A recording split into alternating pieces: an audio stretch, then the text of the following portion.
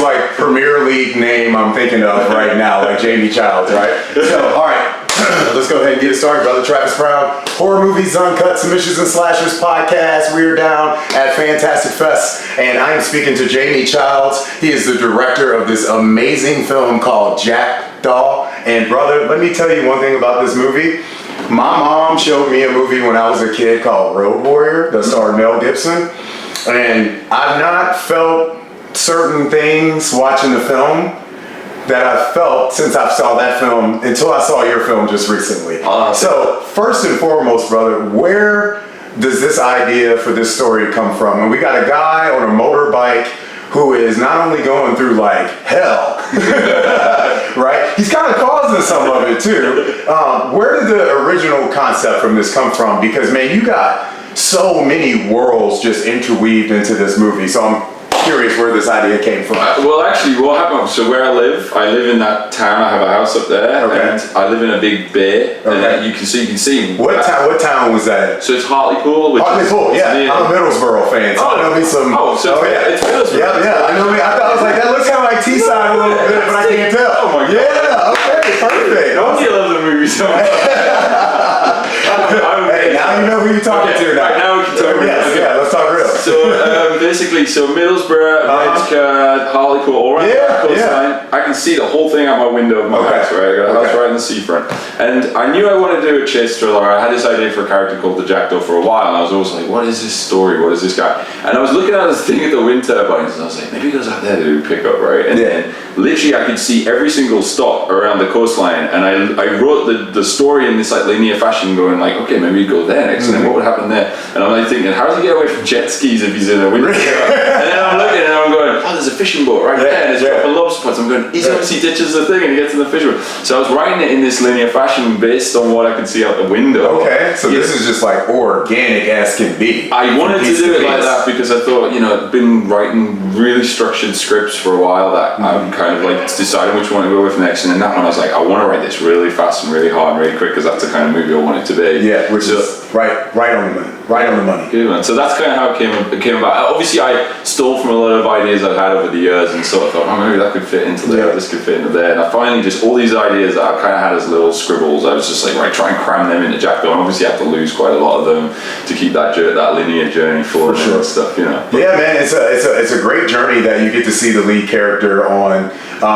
Did he have prior experience on a motorbike? No. Beforehand? No. Was it, or did you guys just stunt guy on that guy? Or bit of both. Okay. I mean, obviously, like some. Was he excited to have that part of the role? Well, it started. We had such a quick turnaround this movie. We wrote it in August last year, and we shot it by December the 17th. So it was like even the casting process. I had an idea that I wanted to use Ollie, but it was like checking his availability, seeing how this is all going to work with the other actors I wanted to use, and so we only had a little bit of time to get him prepped for the role. So the stunt rider, Jamie Dobb, who rides the motocross bike for like the major stunt work. And he works on Bond and stuff. Yeah, for sure. He was like, come down my farm, I'll teach you how to motocross ride. And it's like, keep in mind, he's never been on a bike in his life, So he did. We'll have a couple beers, we'll get on there, we'll figure it out. Exactly that. Come down the ranch and we'll drive around. So he basically brought him down. They did like a week's worth of stuff, and he got pretty good. Yeah, that's fantastic. So, all right.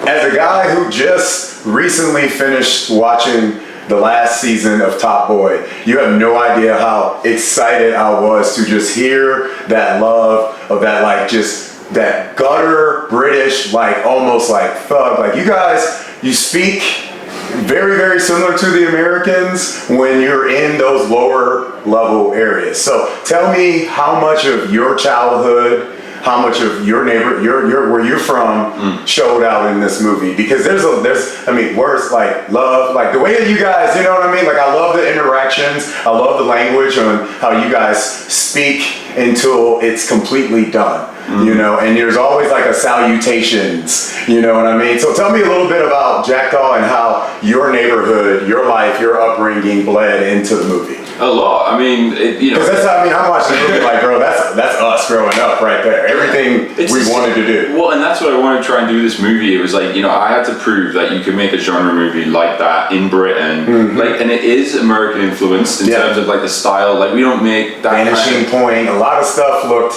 like mid 90s Tony Scott movies, things like that, you know, or like even like training days, like for sure, man, the heat, you know, but to kind of try and give it this sort of, I wanted to fictionalize the world, so that I wasn't saying like this area is like this and there's a crime thing, whatever. It was never about that. It was, but not just for that reason. It was like I wanted it to feel a little bit larger than life and be a little bit more genre. But I will say that every character in that story is based off people that I real anecdotes, real stories. Even Tommy Turgis, who plays the twist character, like that's based off a real guy that actually infiltrated all these raves. And he was getting involved in them all. He was taking drugs. He was like hanging out with all the gangs. And then, you know, so that stuff does happen in the UK. Everything is based off. I love that you guys still call them raves too. It's just a rave. Like we're going to the rave. It's like, is it a dance club or is it an actual rave? No, it's just a rave. Regardless, it's a rave. Like no matter where we're going to.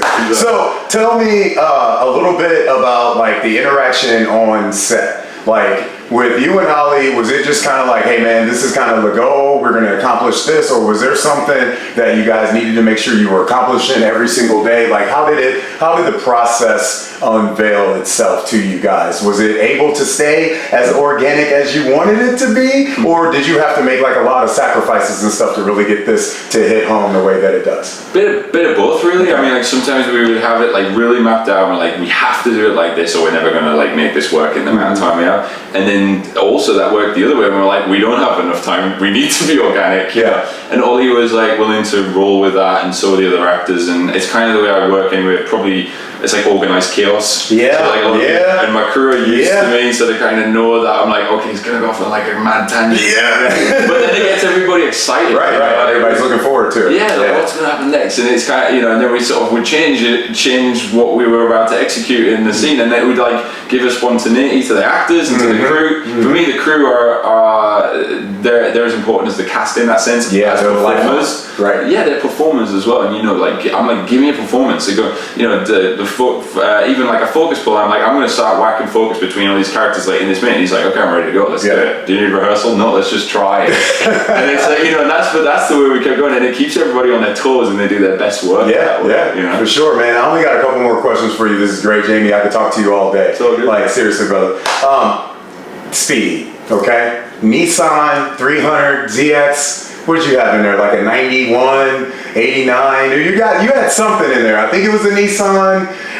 It was the drug dealer's car. I think it was a Nissan 300 ZX. I'm a Japanese I'm a Japanese car guy. So like that was personal to me. That's one of my favorite cars. It's personal to me. It's one of my favorite cars. Okay, perfect. So like the question I want to ask is like, I'm always curious. Was there any setbacks? Anything happen when you're using like vehicles that are that fast? You guys got a motorbike. I mean, it's action in this movie, man, from start to finish. I know, was there anything out of the ordinary? Was there anything that you guys had to look out for? Anything crazy happen with the action scenes? Because there's a lot going on in there. Well, to be honest with you, honestly, the stunt team that we got, we were so lucky. We had guys from like literally Mission Impossible. Like that's top notch, man. Bond. Those guys were not working on anything at that moment in time, and they're all ex-motocross riders. Oh, sweet. So they were like, you know, no one makes films about motocross riders. We'll come and do it for you. So because we had such a good team, we had to work fast. That car chase you're talking about, this one, that was shot in half a night. So it wasn't like over 2 nights or 3 nights or whatever. He came and he was like,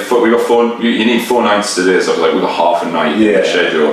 And how can we do it? So we came up with choreography that would work. The guys just did it. And it was like, there was no mistakes. Everything was like, measure twice, cut once. It all worked. The minute I saw the car, I'm like, I gotta watch this movie. It's great that you read. So that car was, my uncle was a proper boy racer back in the day. That was the car he had. And I was like, I need to get that car. That's a street legend car right there, brother. Like, we tracked one down in the UK and we bought it, so we still own it, which is great. So I got that car. Oh, great.